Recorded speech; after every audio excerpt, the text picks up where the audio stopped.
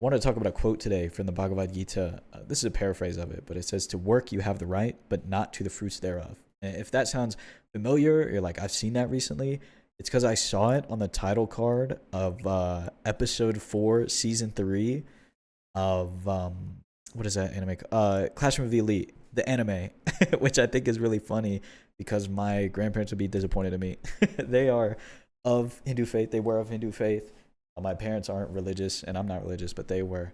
And like when my grandfather passed away, I got to do his last rites, which is an honor. You get to do the last rites for a family member.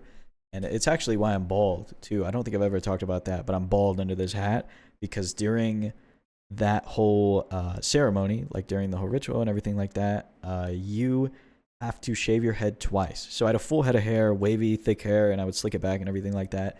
And the first week I shaved it bald completely down to the skin, and the second week I did the same thing, and then it just never grew back. Like like it grew back on my face because I have this beard now. I didn't have it before, but it just never grew back. And I have to constantly buzz it because when it does grow back a little bit, it looks off. It's not flattering. I look like a banker, like a on Wall Street. I got the horseshoe going on, and it's just not flattering, which is fine. It's a small price to pay to be able to honor somebody like that. So I don't really worry about it too much. But I just figured I'd tell you because I haven't.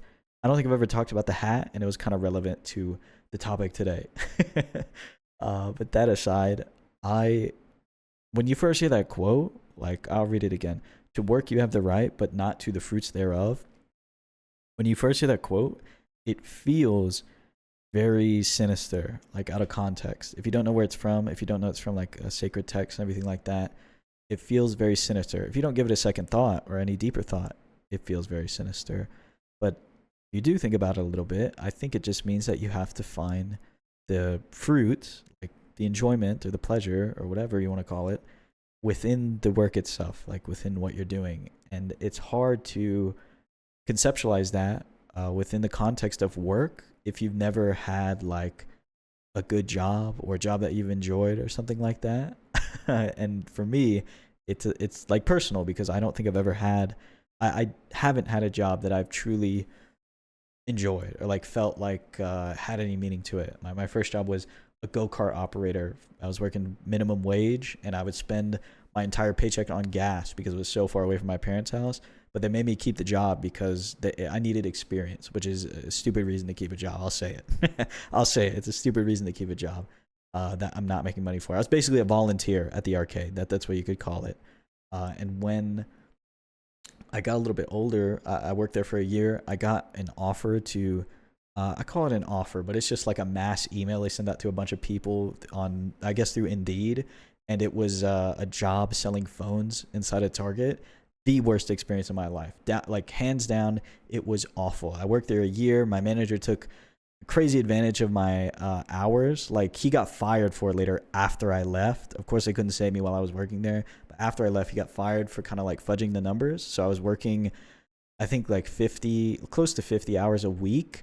But I was still part-time on paper because I was a contract worker, so they didn't have to give me benefits. And they took real advantage of me, and it was awful. It was a person-to-person sales too inside of a Target for $8.25 an hour. So basically, I was walking up to people buying their groceries and buying clothes and saying, yeah, I know you're making the smallest purchase possible right now, but do you want to sign a contract to pay $1,000 over the next 2 years with me? And it really teaches you how to deal with rejection, how to walk up to strangers and strike up conversations and stuff like that. And it really humbles you. So it helped me socially, but God, it was awful. Eventually the Target themselves like just hired me and paid me way better and gave me hours, but the job itself just felt as meaningless, like you can only derive so much meaning out of stocking shelves and listening to ads on the TV wall back in electronics. That's where I worked in electronics. Just played the same ads on loop every day, and you just see all these celebrities and like rich people who making more money than you might ever see in your life, and it's very sad. It's like very sad to think about. I think a lot of my coworkers didn't feel that way, but like seeing people come in and like handling I worked in like a pretty affluent area, and I would handle like Amex black cards and like gold cards and these very wealthy people. I'd be like, I'm just not in the right place right now. Like, I feel like I'm not spending my time efficiently, and like I don't do anything meaningful here, you know? Like I don't find any joy in the work that I'm doing. And when I left, I put in my 2 weeks because I was moving to go to college. They hired somebody the next day and had me train my replacement the next day. I didn't even get a goodbye from my manager.